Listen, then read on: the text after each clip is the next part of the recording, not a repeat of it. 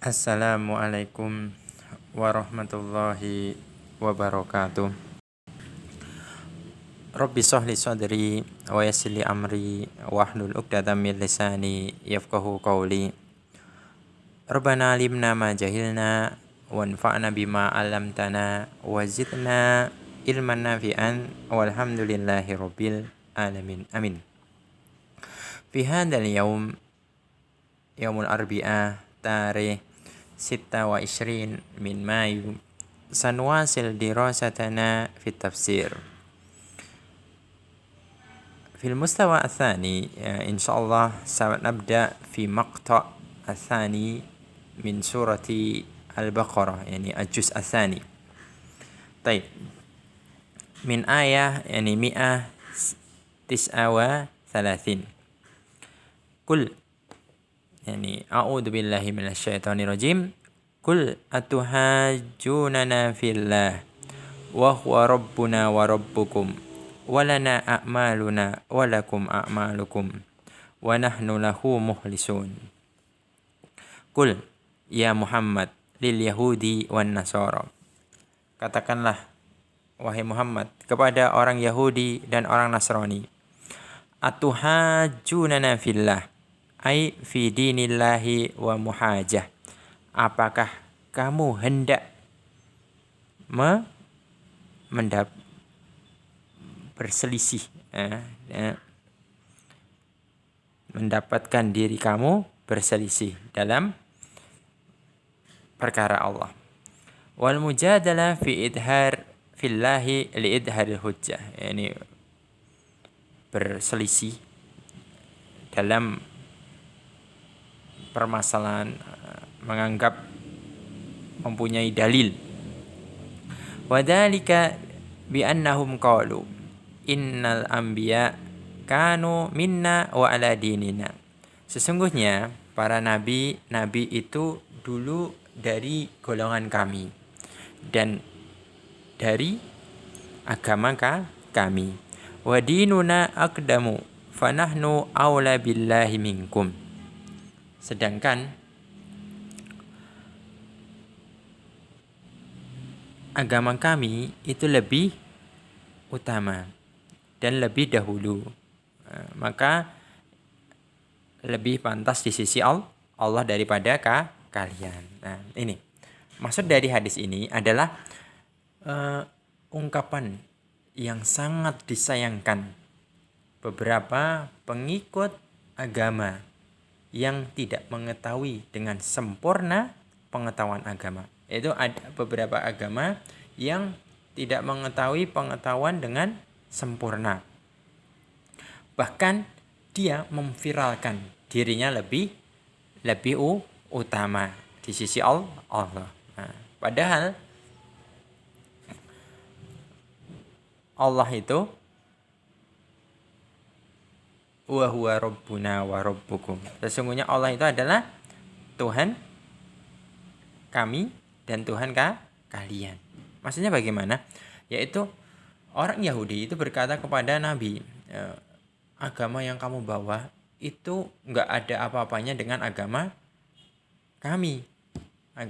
Karena apa? Bapak-bapak kami, yaitu para nabi, itu semuanya dari generasi kami. Nah, padahal Allah itu mengutus para nabi tujuannya satu, yaitu apa? Untuk mendakwahkan segenap umat, yaitu. Kemudian walana a'maluna walakum a'malukum. Bagi kami perbuatan kami dan bagi kalian perbuatan kalian. Ai likulli wahin jazaa'un amalihi fa kaifa tad'una antum aula bihi. Bahwa segala perbuatan yang dikerjakan oleh seseorang itu bergantung terhadap amalnya, yaitu. Makanya salah satu hal yang menyebabkan jauh atau dekatnya manusia kepada Allah adalah perbuatan mereka, ya. salah satu hal yang menyebabkan jauh atau dekatnya manusia adalah perbuatan mereka, perbuatan kepada Allah. Bisa dekat dengan ibadah, bisa jauh karena bermaksiat. Ya, itu. Makanya perbuatan semuanya sendiri. Wa nahnu lahu mukhlisun. Ai wa antum bihi musyrikun, sedangkan kalian masih dalam kesyirikan. Qala Sa'id bin Jubair, ikhlas an yukhlasul abd dinahu wa amaluhu fala yushriku bihi fi dinihi wa la yurai bi amalihi. Ikhlas adalah seorang hamba, definisi ikhlas adalah seorang hamba melakukan, mengesahkan atau mengkhususkan perbuatannya dalam agama dan amalnya hanya untuk Allah semata, dan jangan menyekutukan diri selain Allah. Jangan sampai menyekutukan Allah dengan selainnya. Wala yurai bi amalihi, yaitu dan jangan berbuat riya dalam amalnya. Nah,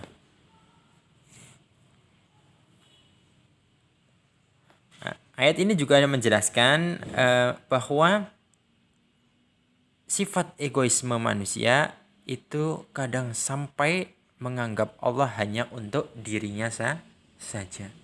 Sifat egoisme yang dilakukan oleh orang Yahudi dan Nasrani itu sampai menganggap Allah itu hanya untuk dirinya saja, bukan untuk Allah orang yang lain. Padahal Allah itu untuk seluruh alam, bukan ditujukan kepada Yahudi dan Nasrani. Qala ta'ala am takulun, ini yakni atakulun, itu kepada orang yakni apakah kalian, kepada orang Yahudi dan Nasrani, yakni bermakna sigatul istifham, sigatul istifham. Wa maknahu at-taubih, maknanya di sini adalah menjelekkan. Apa sih yang kamu maksud? Inna Ibrahim wa Ismail wa Ishaq wa Yaqub wal asbat kanu hudan aw nasara. Sesungguhnya Ibrahim, Ismail, Ishak, Yakub dan cucu-cucu mereka termasuk adalah orang Yahudi dan Nasrani. Nah, ayat ini menjelaskan dari ayat sebelumnya. Karena bapak-bapak kami dulu itu para nabi. Nah, kemudian dijelaskan, sesungguhnya bapak kami, apa kalian menganggap Ibrahim itu beserta anak cucunya itu adalah orang Yahudi dan Nasrani? Nah, ini pertanyaannya Rasul kepada orang Yahudi dan Nasrani. Ibaratnya mengejek. Apakah kamu mengatakan sedemikian itu sampai berkata begitu? Ya. Qul ya Muhammad, ya ini. Antum a'lamu amillah, yang pantas tahu itu kamu atau Allah? Nah, yang tahu Nabi Ibrahim Yahudi ya Allah. Apakah kamu? Yang mengetahui Ibrahim, Ismail, Ishak itu Yahudi atau Nasrani itu kamu atau Allah? Nah, itu pertanyaannya seperti itu. Ya. Waqad akhbarallahu ta'ala anna Ibrahim lam yakun Yahudiyan wala Nasraniyan. Dan dijelaskan pula bahwa sesungguhnya Nabi Ibrahim itu bukan orang Yahudi maupun orang Nasrani, tetapi apa? Kana hanifan muslima, adalah orang muslim yang hanif, berjiwa lurus, apa? Dalam jalan yang lurus. Ya, itu.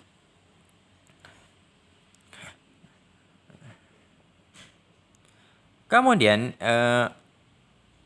sejarah juga mencatat bahwa apakah Nabi Musa, Nabi Isa itu Yahudi atau Nasrani?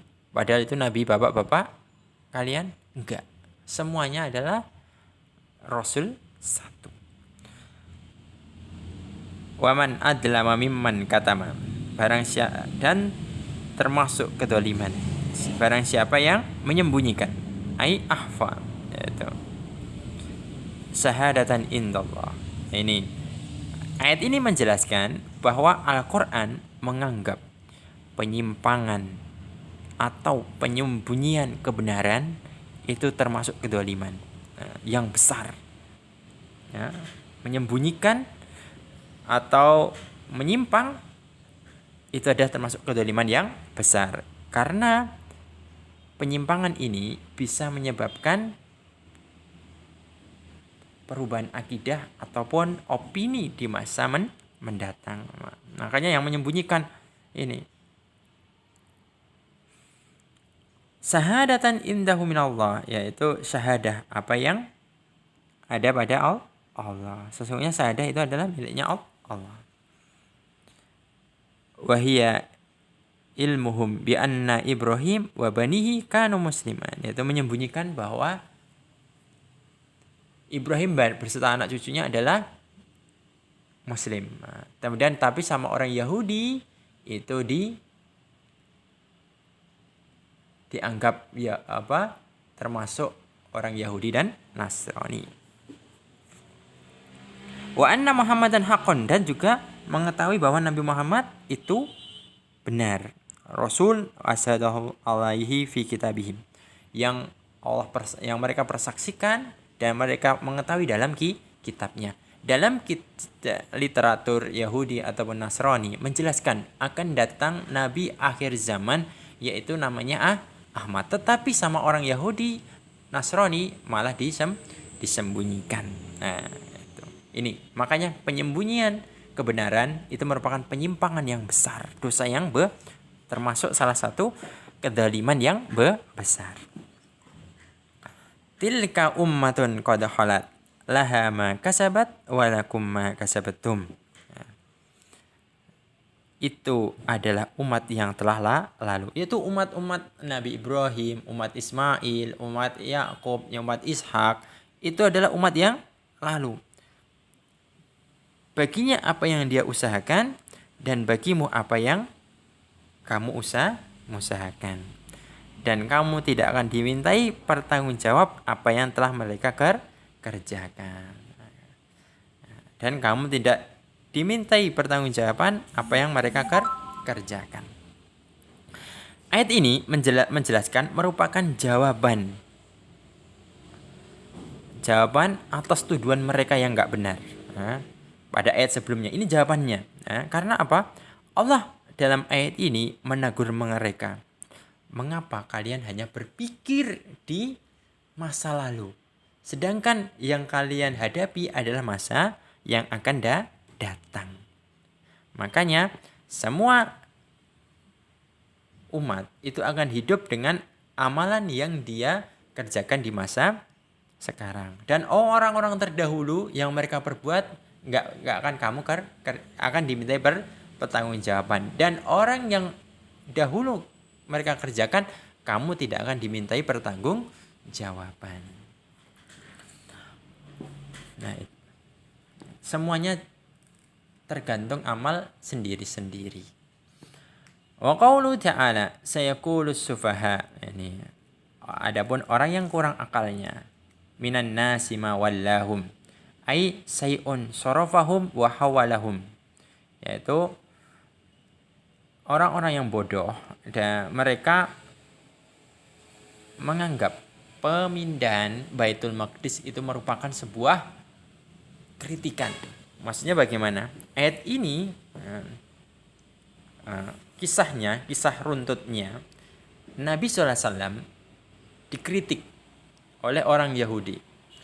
Karena ketika Nabi di Mekah dan ada Ka'bah yang masih dipenuhi berhala,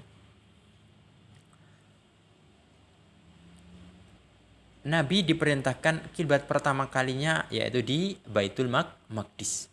Selama 13 tahun di Mekah, Nabi diperintahkan menghadap sholat kepada Baitul Maqdis. Dan